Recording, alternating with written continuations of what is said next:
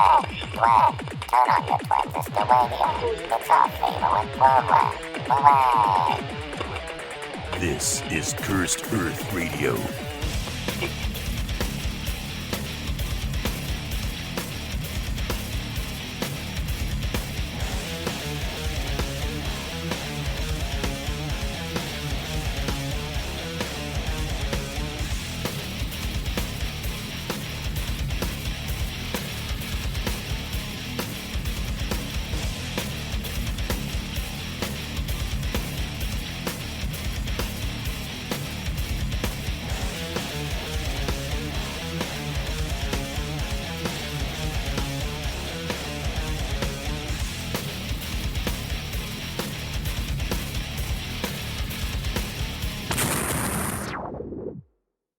Keep listening, creeps.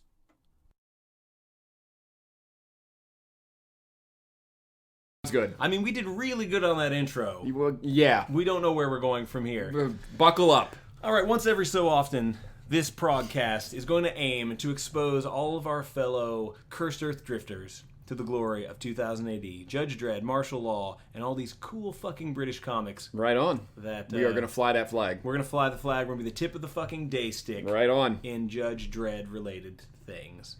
First and foremost, Cool Johnny Cool, why don't you tell our listeners how you discovered Judge Dredd in 2000 AD comics? All right, well, being a kid in North America in the 1980s, I was exposed to Judge Dredd like most of us were. Anthrax. I was at the mall. I saw the display for the I Am the Law 7-inch, and I saw that Brian Boland art, and I was amazed. I had no idea. I'd never seen the character before, but I loved Batman, so I loved comic books, so this guy looked awesome. Never bought an issue, though. I would go to the comic book shops around that same time, and I would see him on the wall, but for some reason, I would never pick up an issue. Mostly because you couldn't find issues in America. They were scarce at best. Years passed. I think it was 1992. I was in the local comic book shop, and lo and behold, on the sales rack was an issue of Judge Dredd Classic, number 67. I picked it up, bought it, took it home, no knowledge of the character whatsoever outside of the Anthrax song, and just jumped in neck deep in the deep end of the pool. And you are very lucky. You discovered Dredd through an actual official Judge Dredd comic. I did. So those Judge Dredd classics actually contained real Judge Dredd stories. They not did. The DC Comics No, this garbage. is straight from 2080. You're lucky. You're lucky in that, because I had a much different path to Judge Dredd. How did you get here? Well, of course, it started with the one and only Anthrax. Obviously. When I was, I don't know, 9 or 10, there was this kid that lived down the street from me, and he was the coolest motherfucker on the block. And to this day, he's still probably the coolest guy ever. His name was Tron. He had a long... On his birth certificate, his name is Tron. Yeah, absolutely. Fuck, that dude is the fucking coolest dude ever. Oh, it doesn't end there. Goddamn. He had long hair. He played a flying V guitar. His favorite band was Megadeth. And he had a mustache. He kind of had a mustache. He was like 14, so he had a 14-year-old mustache. And I guarantee you, I lost track of this kid like shortly after, but I guarantee you later on he got like a sweet-ass Camaro. Oh, and he had Playboys. He had Playboys in his room. And this, remember folks, this is pre-internet, so this was big business. Oh yeah, this guy had everything. And I was a little dorky 9 or 10-year-old kid with a bowl cut, but Tron was always nice to me, and he treated me like a peer. But Tron had one weakness. What was He Tron's liked weakness? Kiss. That's not necessarily a weakness. No. I also like Kiss. But I had the 4 Kiss solo albums on cassette, and Tron wanted those bad. Even the Peter Criss one. Who knows why? I think he just wanted to complete his collection. I know that struggle. But Tron came at me with the best marketing tactic ever. He said, I'm going to go get you something to trade for those 4 cassettes. And I said, okay. And I was a little intimidated and kind of in awe of it. So he just told you were going to trade. Oh, yeah. He went to get the trade, and it wasn't like I got to even pick. It was like, we're Right. trading. He wasn't bullying me, but he was just like kind of like, I know you're going to like this. This is what's happening. Up until this point, all I had ever heard was like, Great White, Kiss, Guns N' Roses. That was the extent of it. That's some heavy stuff. It was heavy at the time until Tron brought his little plastic bag and he pulled out of it a VHS tape. Ooh. And he said to me as he pulled it out, "This is a nice fucking video." And little did I know, it was, the title was actually Nice Fucking Video backwards. It was the Anthrax VHS I think it's 1988. It's the Among the Living tour. Right which on. Is where I Am the Law, the Judge Dredd. Go out and buy that album if you don't already have it. It's kind of essential listening. Yes. For American Judge Dredd fans. And just thrash in general. And it was my introduction to thrash. It was also my introduction to Dredd.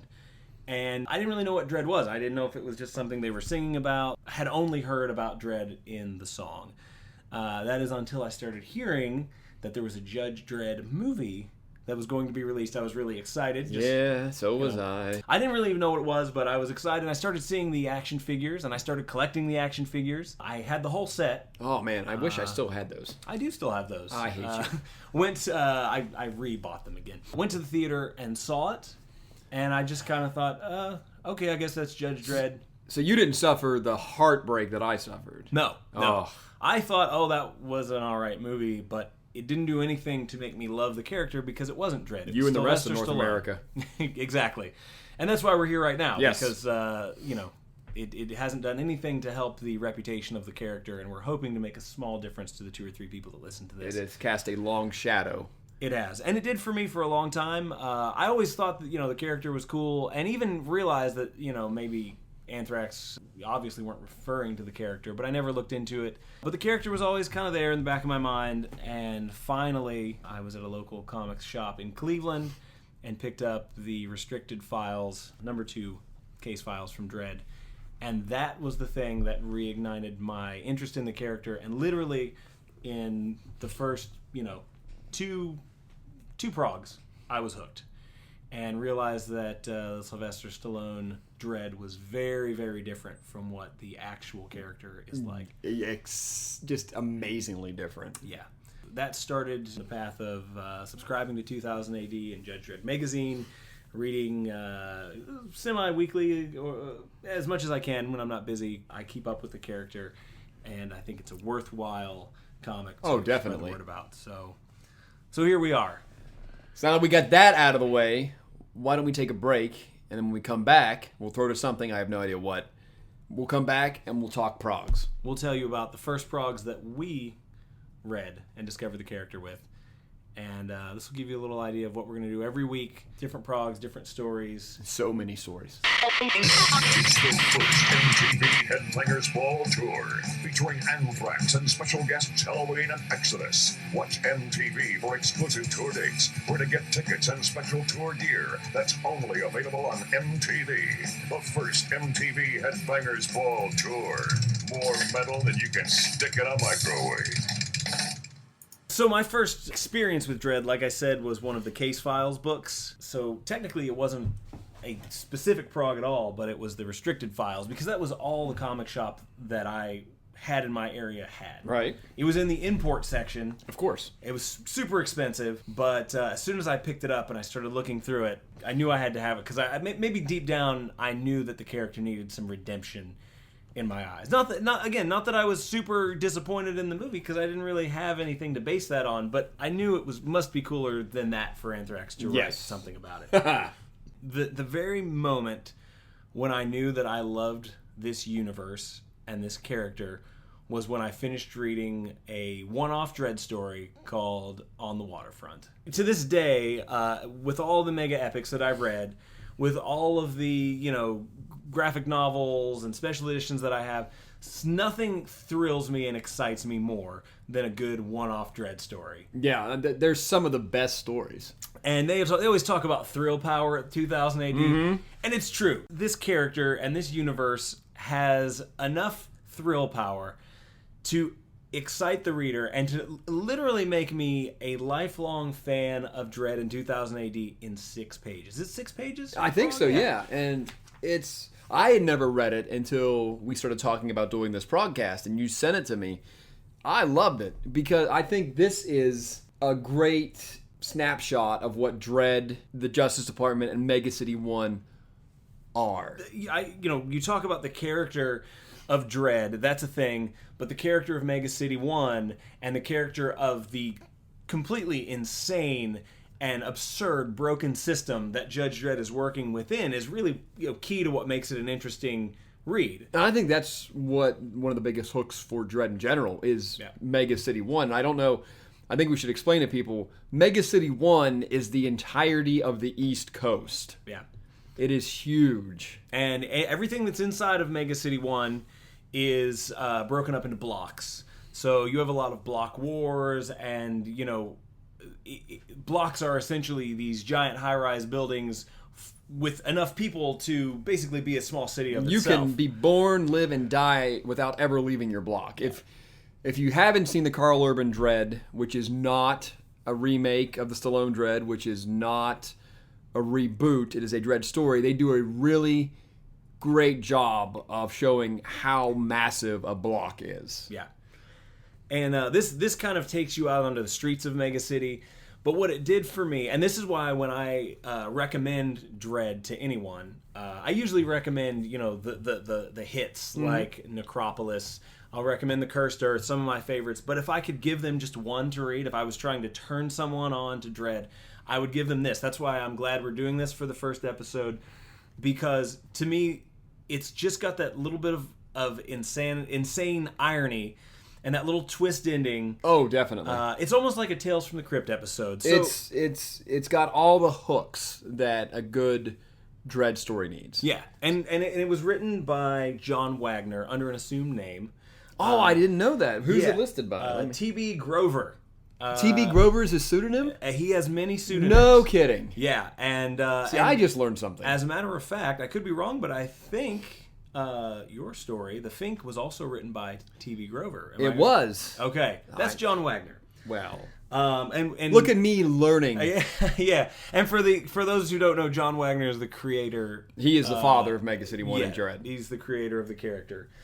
So this and art by Ian Gibson, who used, one of the iconic Dredd artists. That's one of your favorite guys. I love it. The helmet. Yeah. You'll hear, as these podcasts go on, you'll hear us talk about the helmet. And there are so many iconic Dredd artists. They all address Dredd in different ways, but they all have a very iconic look about the helmet. And Ian Gibson's is one of my favorite. For me, it's who can get the helmet looking the most like a dick. Well, that's not hard. 2000 AD. We could do a whole broadcast on 2000 AD and penile-shaped helmets. That's absolutely true.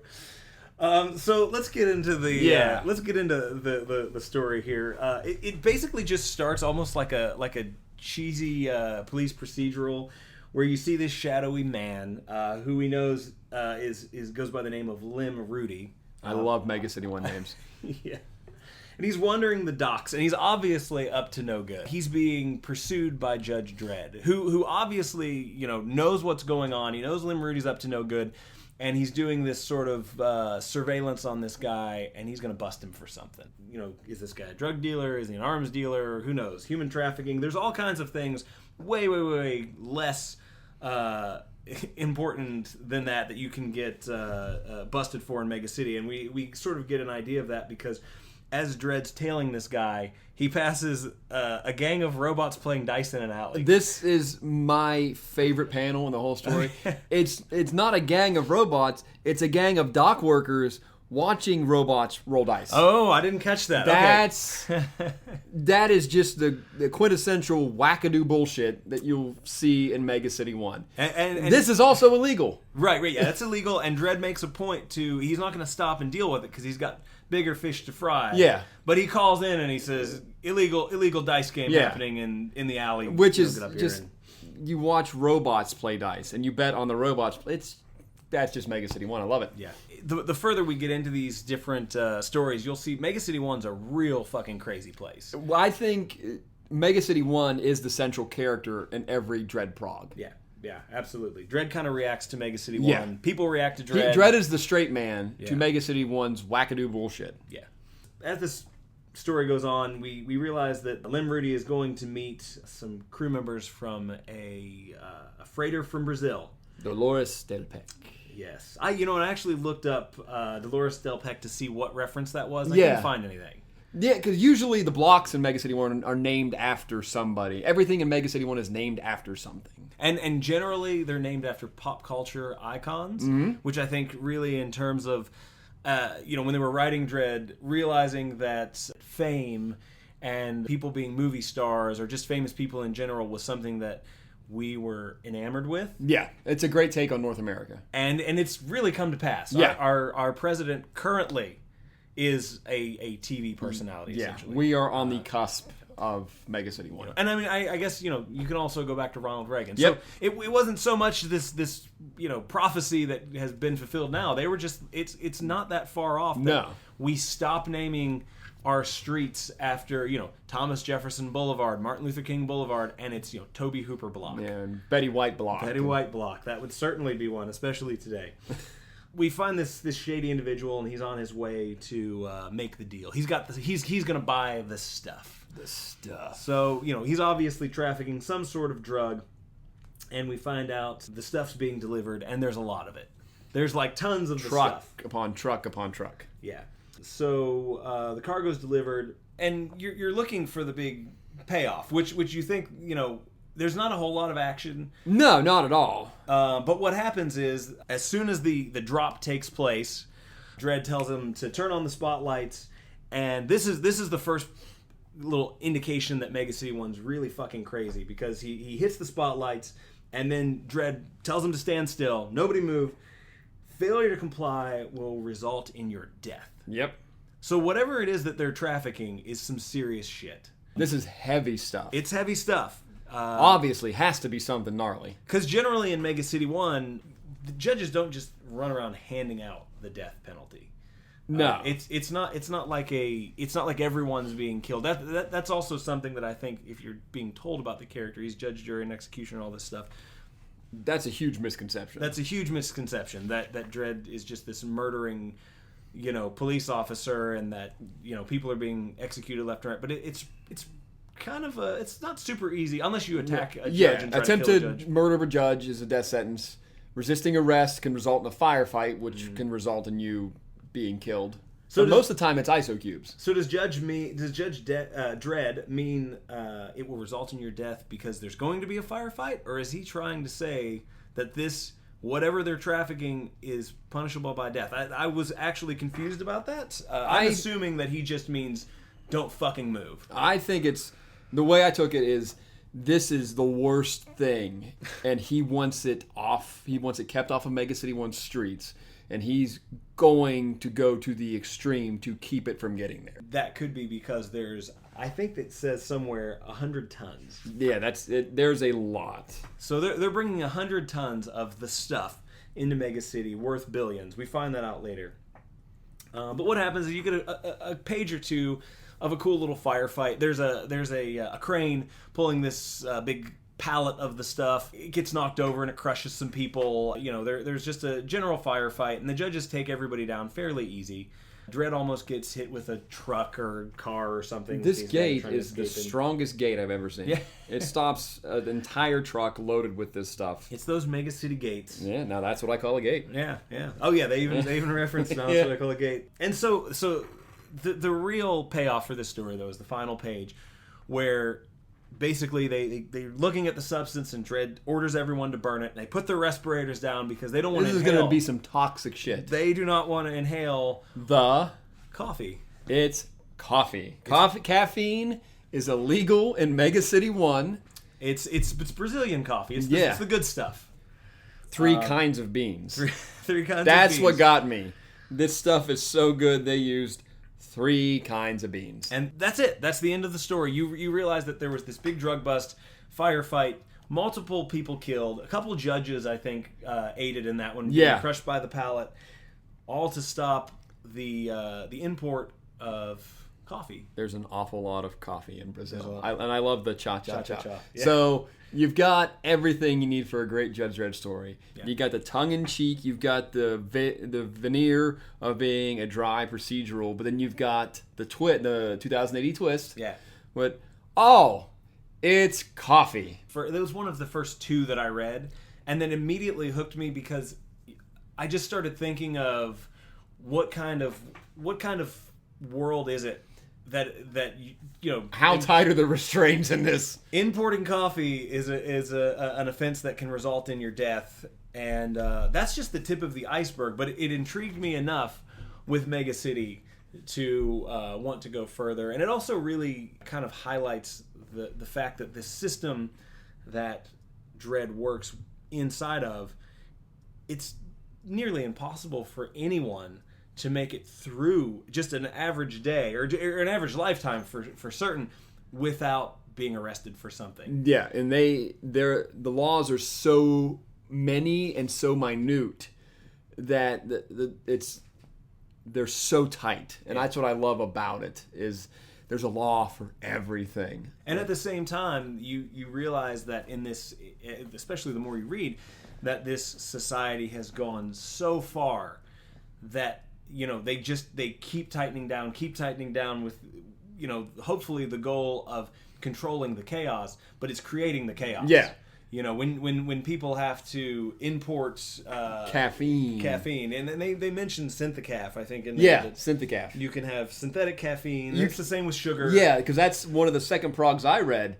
Judge Dredd is busting a sugar smuggling ring. Yeah. And he can tell that they're on sugar because they have really nice teeth. Yeah. Because they all have dentures because they've done sugar and their teeth have fallen out. And how many people, if they made coffee illegal? Oh. How many people today, if coffee were illegal, would they... I'd be in a cube. You'd be in a cube? I'd be in an ISO cube. I don't know what the sentence for coffee is, but I would be there. In some cases, it's death. Yeah, well, if you're trying to kill judges with it. Yeah. But yeah, I think this is a great snapshot of just the wackadoo bullshit that is Mega City 1 and Judge Dredd. I think it's a great entry point for people. And it's one of those things where you either get it or you don't. Yeah. I've got to find out what else is going on in this post-apocalyptic future where caffeine is illegal. I'm so intrigued. Or you're like, that is stupid, I'm done. Right. So we're hoping to get more of you onto the first train. Yeah. And also it also shows that you're not reading necessarily like a superhero comic. Sometimes you're just reading a story where Dredd is doing just his everyday sort of going about my business, doing my job. In the bath. It's literally about Judge Dredd taking a bath on his day off. Yeah. But it's that dry British wit it's about absurd. it. Yeah, it's the absurdity. Absurd. It's the juxtaposition of this icon of fascism busting people for caffeine. Like the most mundane bullshit. Yeah. I love it. Yeah, it's amazing. And that started me onto the, very long love affair with these comics because it was something very different. We weren't getting anything like this in America. The mainstream comic books were so serious and so up their own ass. Yeah. With mutant powers and spandex. And Judge Dredd was just such a different world, and I think that's why I loved it so much when I got into it. Yeah, and for me, it was just the fact that I finally felt like it redeemed all the hard work that Anthrax did, and also if 6 pages of an actual Judge Dredd story can undo 80 minutes of Stallone, that's pretty powerful. And we've got to convert people one by one now. Yeah. And to me that's an amazing snapshot into Dredd. Wholeheartedly agree. It was my first. Well, it was it was the first one that I remember. You never forget your first. You never forget your first time. And speaking of your first time, Johnny, how long has it been since you had a good night's sleep? Far too long. You know what one of the top causes of sleeplessness in the cursed earth is, Johnny? Is it all the Synthicath I've been drinking? Are you drinking sugary Synthicaf? Shh. Don't tell them. See, it's obesity, Johnny. Oh. Obesity is one of the top causes of sleeplessness in the cursed earth due to things like sleep apnea. Well, have I got an offer for you and everyone listening out there, because our sponsor, Sleepy By Suction Beds, is now offering a special deal on their fine products. Drock. What do you know about Sleepy By Suction Beds, Johnny? I know absolutely nothing. Sleepy By Suction Beds offers you the opportunity to take a nice nap in the day and also have liposuction at the same time, cutting down on your busy schedule by 50%. Shut up and take my creds. Well, here's what you do. You go to sleepybybeds.org and put in the promo code Cursed Earth Radio, and you'll get 15% off your purchase of a Sleepy By single, queen, or the granddaddy of them all, the fatty king, at sleepybyssuctionbeds.org. This is Cursed Earth Radio. And we're back. From what, I don't know, but you're back here with us on the Cursed Earth Radio Progcast, where H.M.K. just walked us through his first time with Judge Dredd. And my first time was a quickie, but I'd like to hear about your first time, Johnny. All right, my first time was a bit longer. As I said earlier, my first read of Judge Dredd was in Judge Dredd Classics number 67. This came out in April 1992. I'm glad you got dates on these I things. did. I went full nerd. The thing about the Fleetway quality American reprints is, one, they were colorized, where in the early days of the Progs in 2000 AD, they were black and white, so that's nice. But their publishing, they published the stories out of order, so I ended up reading events out of sequence. And the one thing about Mega City 1 that I want to make sure everybody knows out there is Mega City 1 is the same Mega City 1 today that it was in 1970, whatever. All the damage is cumulative, all the events are cumulative, so it all happens in real time. So Judge Joe Dredd has been on the streets for 40 years. It's the same Mega City the whole time. So when I was reading these, I got my stories out of order, so events were askew for me in my early formative years. The one that I read is a prog called The Fink. And this was originally published, where's my dates? I'm going to reference dates now. This was originally published from 1981, and was it January 3rd to January 24th, 1981, in Progs 193 to 196. And again, you've got script by our man T.B. Grover. Right? I am so glad I know that's Wagner now. Yeah. Because it's kind of interesting that I'd like to know the reason that these guys were using pseudonyms back then. There you go. There's another podcast. Yeah. Maybe we can find out if somebody knows that listens to this. If anybody listens to All this, 12 people. they can let us know. But I'm just curious to know what the deal was with using pseudonyms back then. I didn't even know until this podcast. So look at me learning things. And it's not a pseudonym, but as I've gone forward reading 2000 AD, I realized that Mick McMahon is also Mike McMahon. McMahon, I don't know how to pronounce it. I've always said McMahon. McMahon, maybe? I'm probably wrong. It's Mick and then it's Mike. Yes. It's the same dude. I never noticed that either. We're from the United States. We don't know what's going We on. apologize in advance. So, anyways, the art's by McMahon, one of my all-time favorite Judge Dredd artists. He does the big chunky boots. He does. He reminds me a lot of Mike Mignola, which I really like. He's got that kind of really stylistic approach.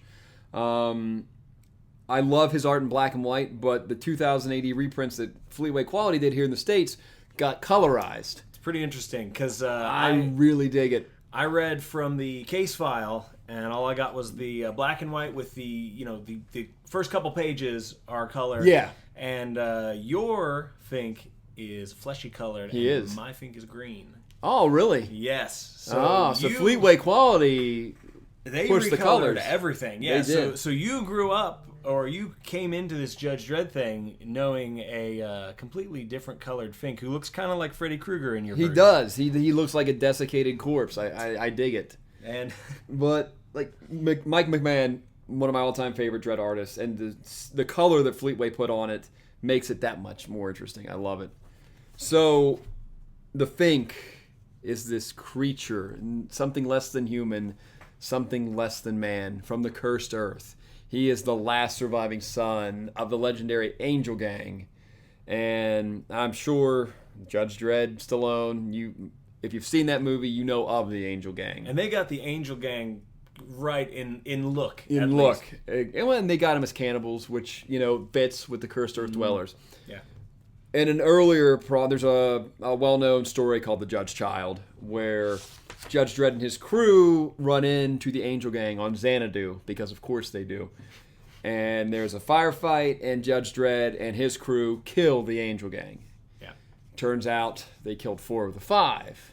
Fink finds out about the events years later and decides he doesn't love his family, but he has a duty to avenge his family. And this prog opens like a horror comic. It does. It's kind of like, there's something lurking in the cellar or in the sewers. Some creature. Vague shots of it, and then there's this big reveal of the Fink, and it's a great shot, and he has come to kill. Yeah. So the Fink has come to Mega City 1 to avenge the fallen angels. And before you go any further, and Ratty. Yeah, I was gonna say, based on the absurd thing about it is they give him this really great horror intro, and something lurks tonight in Mega City, a creature that was once human but now is something much less, or something less, much less. The Fink is in town. He has come to kill, and you get this reveal of this horrific character wearing a bowler cap. And just as you're about to scream, you realize that he has a pet rat also wearing a bowler cap. A rat-sized bowler cap. Yeah, a mini rat bowler cap. Fink, Angel, and Ratty are in town. Ratty is a cursed earth rat, mind you. And this is a good illustration of what 2000 AD does all the time. Because just like the Fink and Ratty here, you see the character and you think it's this terrifying, monstrosity.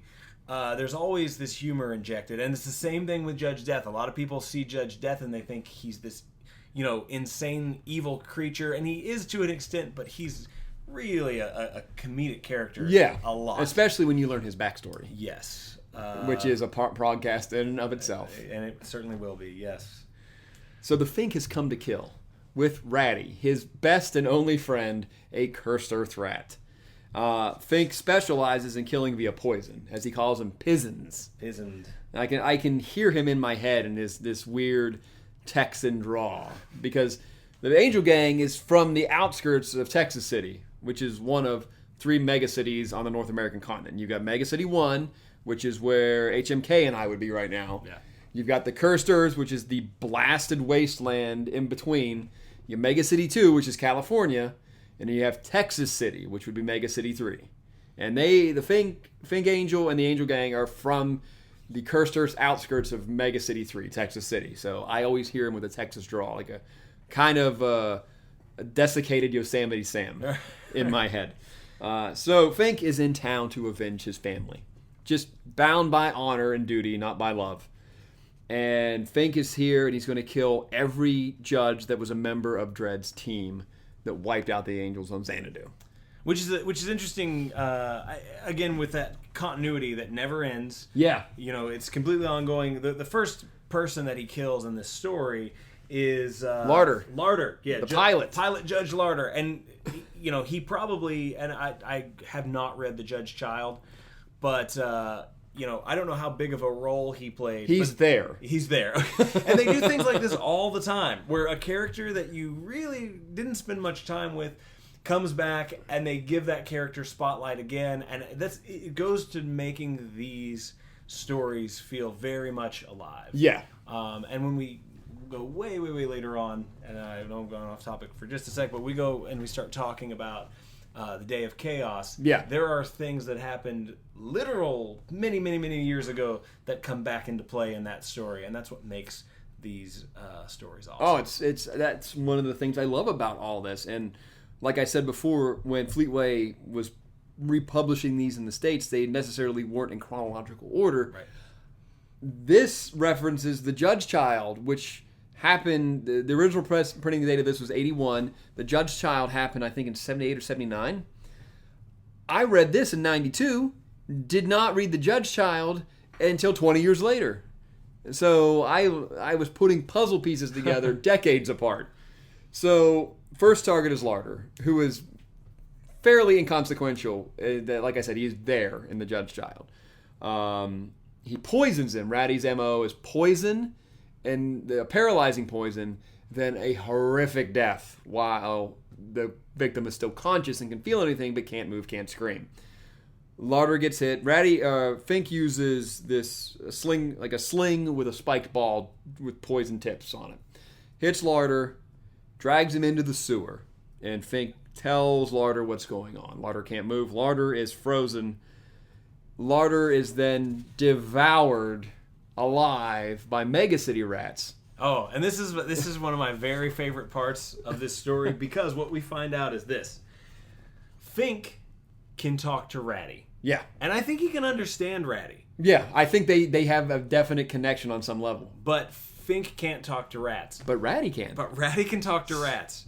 And Ratty can even talk to Mega City rats, which aren't as tough as Cursed Earth rats. Because a Cursed Earth rat will kill you with one bite. Yeah. Mega City rats, the Cursed Earth is an irradiated wasteland. Yeah. You need a rad suit to survive out there for too long. But Ratty is tough enough that he survived with just a bowler hat. And Fink also survived with a bowler hat and a loincloth. Yeah, which explains his appearance. Yeah, he is just... decades of radiation have taken their toll on Fink and desiccated him.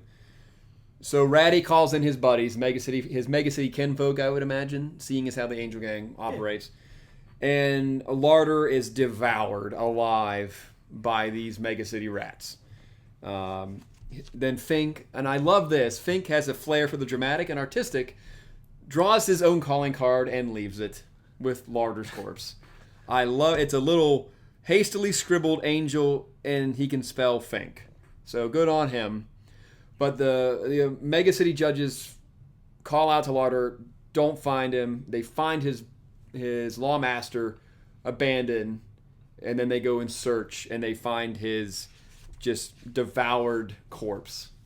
And this is and so from this point on, you get you're still going with the Fink story. Yes. But in the background, you have Dredd sort of at the same time trying to solve the case, trying to put everything together and figure out what's going on. We find out that Fink's goal, he wants to kill Larder. Hershey. Mission accomplished. Yeah. Hershey and Dredd. The three, because Dredd had an entire team, and Hershey, Larder, and Dredd are the only remaining judges from that team that killed the Angel, so they must be dealt with. So Larder's out of the picture.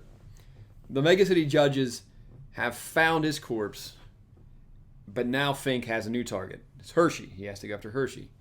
So he tracks her down, distracts her by killing a citizen, lures her into a conflict, jumps on her, and finds out that these Mega City law women is tough. From Fink's own mouth. And Hershey radios in, tries to get control to tell Dredd that there's a fifth angel. Hershey is poisoned, but not by Fink, by Ratty. Ratty's got Fink's back. Yeah, Ratty bites Anderson, doesn't kill her, but it paralyzes her. Hershey. Thank you for correcting me. I'm a big fan of Judge Anderson. I understand. I want her to be in every prog.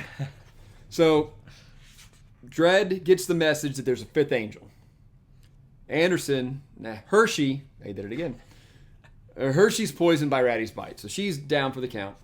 Now Dredd knows that there's a fifth angel, and he's working with poison. And so when you're reading this the first time, this is your introduction to the Angel family. You have no idea they exist. No, this is my neck deep into the crazy pool. And this is probably, I can see how this would really grab someone and make them want to read more Dredd, because just the background and portrait of the Angel family that they give you is interesting enough, but it doesn't really give you too much other than just a few basic little tidbits of what their family's about. Yeah. That was definitely my favorite part. It's a good, especially as deep as you and I are in, you get to see the how and why of the Fink Angel Gang, or the Angel Gang, and Fink and his brothers. The flashback section. Oh, it's so the good. Best part of this comic. But so Hershey's paralyzed. Dredd knows Fink's in Mega City. Dredd's on his tail. Fink runs into this hotel. He clobbers the maitre d' robot, which it's just mean, but it's one of those little like off the wall Mega City things. They didn't even need to draw that, but they did. Drock bless them for doing it. In order to escape Dredd and the pursuing judges, Fink poisons the pool. I thought it was funny that I'm pizzing the pool. Yeah, his heavy duty pizzin', mind you, poisons the whole pool. I feel like somewhere in there's a little in joke about don't piss in the pool. Yeah, you know what I'm saying? Little wordplay. There's got to be. So pool is pizzoned. Fink and Ratty escape while Dredd is calling in for med judges because all hell is breaking loose at the hotel. His diversion almost worked. Yeah, but he escapes via our corporate overlords, sleepy time suction beds. That's right. Thank you, corporate overlords. SleepyTimeSuctionBeds.org. .org. 15% off. So he jumps on a Sleepy Time suction bed delivery van, makes it back into the sewer with the paralyzed Hershey. And that's where part 1 ends. Does that bring us then to the history of It Fink? does. So now we've got Fink. He's in the sewers. Hershey's trussed up, trying to figure out what's happening to her, what's going to happen to her. Fink is waiting for the night to fall to do Hershey in. I don't know why he's waiting for night to fall to do Hershey in. He just likes killing at night, I guess. Because they need Fink nightfall to wait. But we get Fink reminiscing while he's waiting, and that's where we get the backstory of the Angel Gang, which is great. And it's great because he's reminiscing in a very nostalgic, whimsical way. He's looking back on the good times. His good times in his childhood. And it starts with his mother dying in childbirth. Giving birth to Junior. Yeah. Who Pa is enamored with right off the bat because Junior came out with a full set of teeth and bit Pa's finger clean through to the bone. So, and also killed Pa's wife. But that's okay. Ma Angel got a great tombstone. I love her epitaph. Little Brian De Palma. Gone to hell. Yeah. And that's the thing about 2000 AD. You've really got to look at every panel because they used every bit of space to do what 2000 AD does, to interject the gallows humor, the black comedy. I love it. This entire section is pure black comedy, and it actually, what it brought to mind for me was the film Mother's Day. Yeah. But it's Pa teaching them to be bad. Yeah. He wants them to be not only criminals, but the best criminals, and he tells them that they have to make themselves memorable and unique so that their victims can remember them all the way to the grave. All the way to the grave. You gotta have a style. So you've got Link, who is... He's the oldest. Yeah, and he is chained through a septum ring outside. That's just where Link lives. It's such a warm Norman Rockwell moment. And you've got Junior, the youngest of the Angel clan, who just loves shooting everything. Now, Fink is the eldest of the clan. Fink went to live in a hole at the age of 9, I believe. Age of 7. Age of 7, he went to live in a hole. So Fink, and he has his bowler hat on, mind you. So that's been a part of Fink for many, many, many years. Fink goes to live in a hole, and he threatens to kill anybody that tries to come take him. Pa makes him proud. Then Pa's very proud of his antisocial. Yeah, he's got a winner in Fink. He's got a winner in Link. He's got a winner in Junior. But the ironically named Mean isn't with the Angel Gang program. He's the family disappointment. He is sniffing flowers and not killing a single thing. And you get the sense that that Mean was always a little bit simple. Yeah.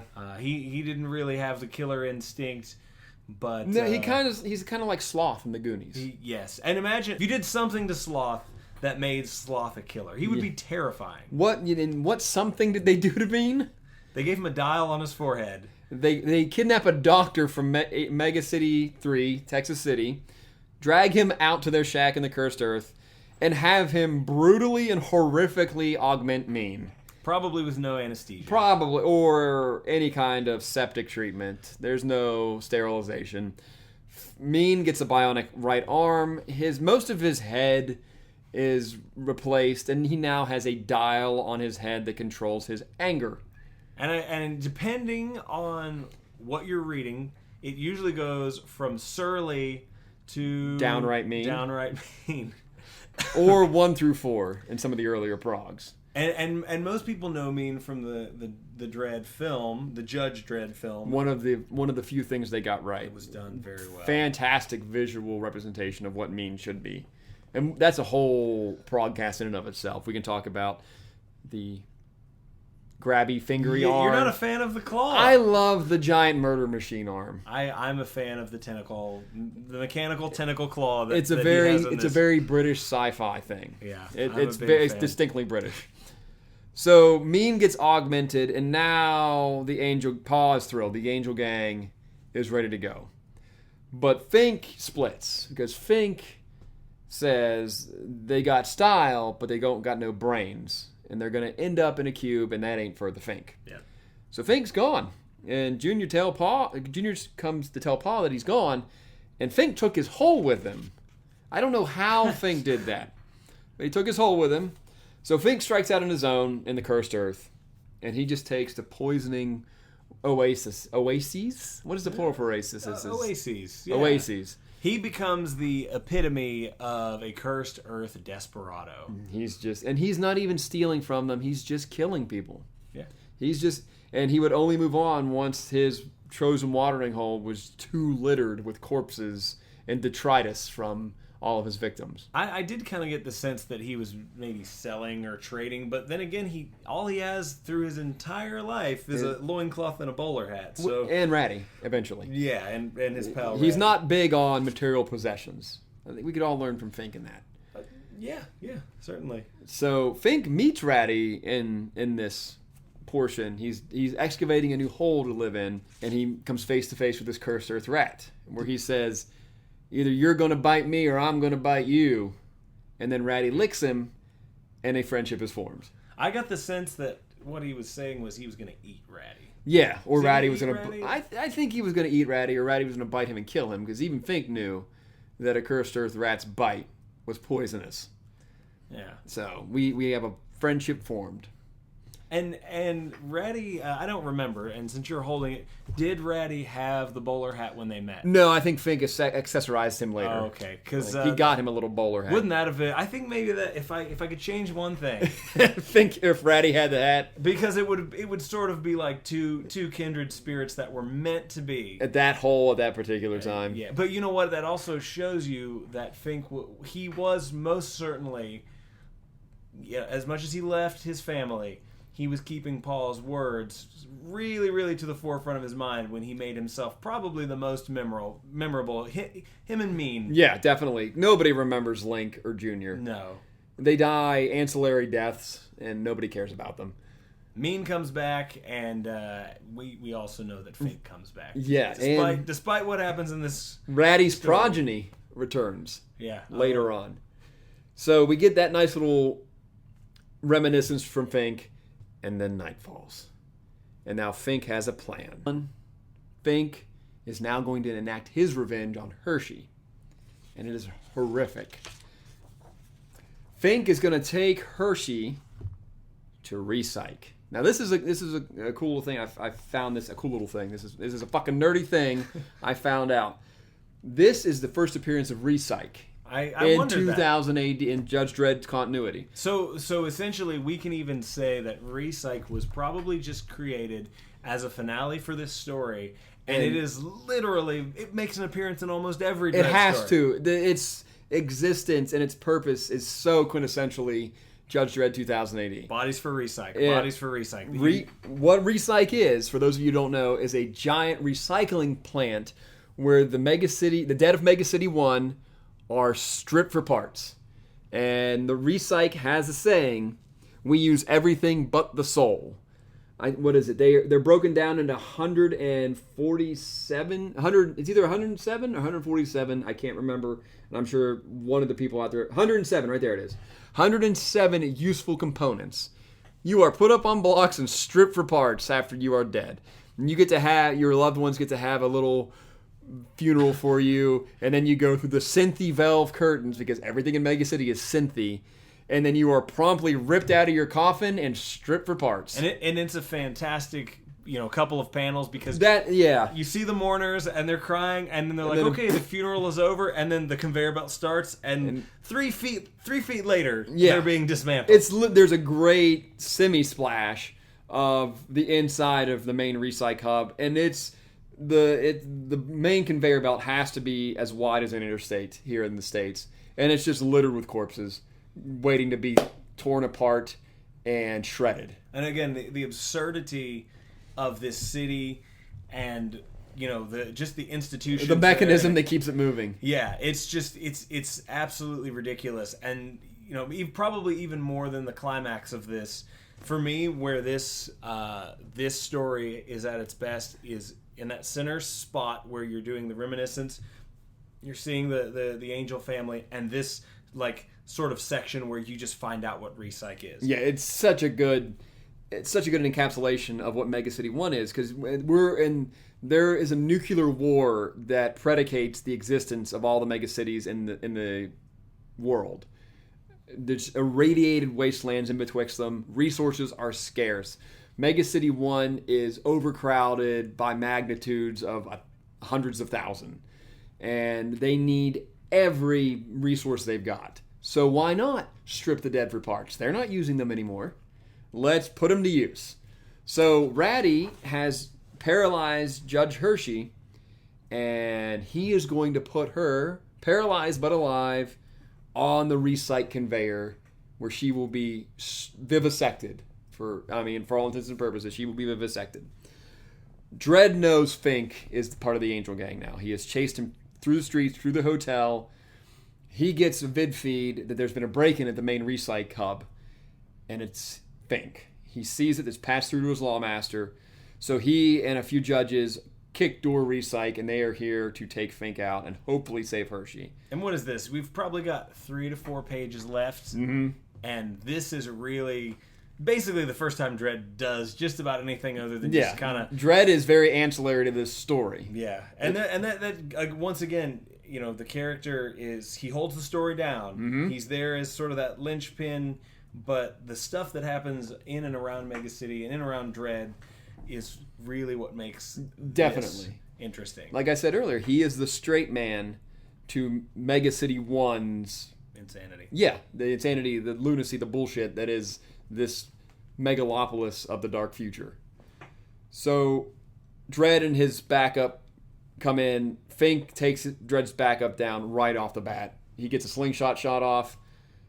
That judge is done. Paralyzed.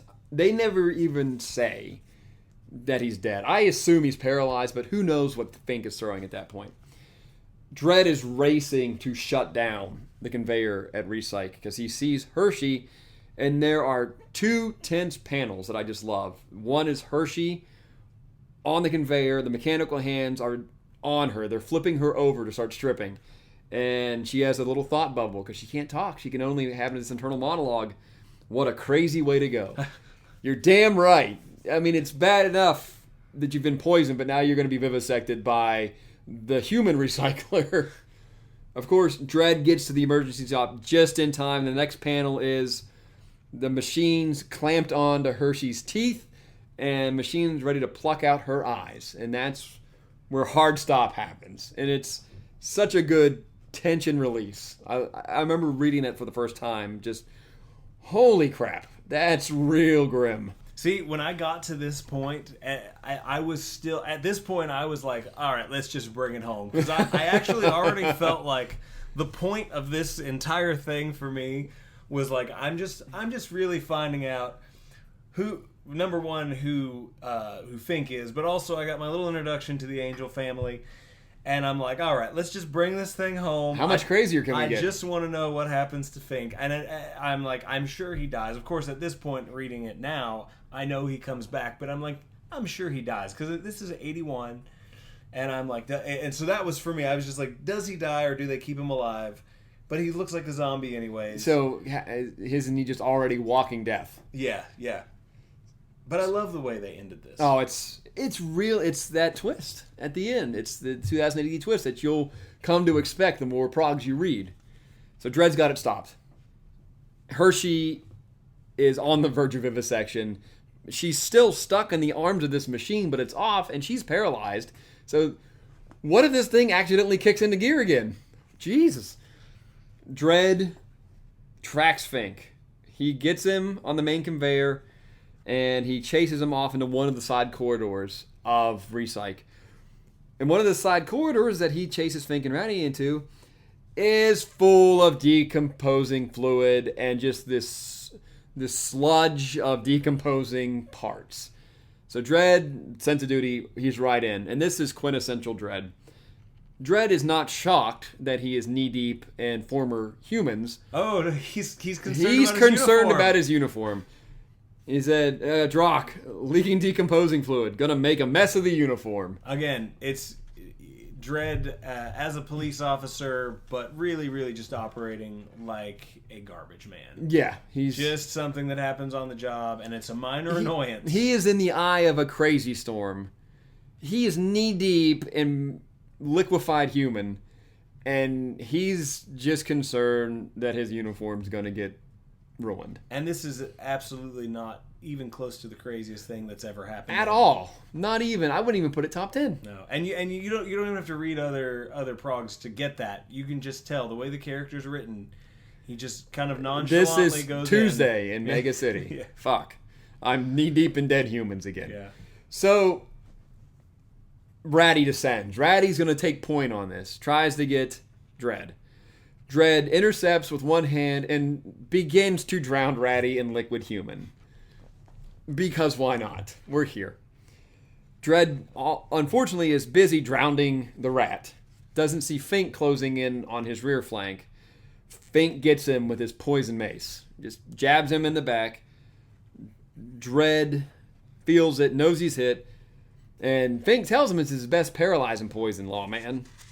So Dredd feels it going. And when one defiant last effort, pulls Ratty up from the liquefied humans and jabs him into the Fink. And Ratty, being completely, blinded by all of the viscera in his eyes, bites at the first Clamps thing. down. Just the first thing he can find. Bites Fink. Fink goes down. Dredd goes down. We assume Fink is dead because the cursed earth rat's bite is fatal. Dredd's backup shows up. They drag him out of the sludge. And in another great moment of gallows humor from 2000 AD, while the main conveyor at Recycle has been shut down, the feeders have been active. So we now have a traffic jam of corpses. And the Dredd's backup says, better get some Recycle boys on the job and quick. The bodies are piling up. Nudge, nudge, wink, wink. There is a literal pile of bodies. Yeah. Love it. Cut to Dredd in medbay. In the bed, bandaged up, With his helmet on. The helmet does not come off. Hershey is up and around again. And we find out that Fink didn't die. Fink wasn't killed by Ratty's bite. So Fink is now in an ISO cube. And Ratty is happy as a rat can be. Footnote. I love it. Footnote. In the bowels of Recycle. Ratty is living in Recycle. He found his hat, Yeah. which I love. And it's another moment of 2000 AD gallows humor. Ratty has found a home in Recycle. He has a nest where he has a comfortable nest and an abundant supply of food. Though he misses his old friend the Fink. In other respects, he is doing very nicely. Thank you. That is a quintessential end to a quintessential Mega City 1 story. Yeah, they never allow you to at any point when you're trying to take the what's going on in the story completely serious. They always throw you just a little curveball and make sure that this is Wackadoo. absolutely insanity. And I love it because even like you said, even in its most serious moments, there's always some gallows humor to go at. Nudge, you get it? Nudge, nudge. It's that dry British wit. Yeah, I love it. To some extent, that disappear. It doesn't disappear, but It becomes less frequent once you becomes get less into frequent. once we get up to the mid 80s and we get into stuff like Necropolis and later America. or if you're reading something like Origins, it's a pretty serious take. But what they do to sort of make sure that we keep that same tone. Again, you have your mega epics, which yours wasn't a mega epic, but yours was I think it was like 3 or 6 progs, right? Yeah. 193 to 196 is Yeah. what I've got. So you've got that, but every so often you'll get a nice one shot, a 6-pager where It's like a palate cleanse.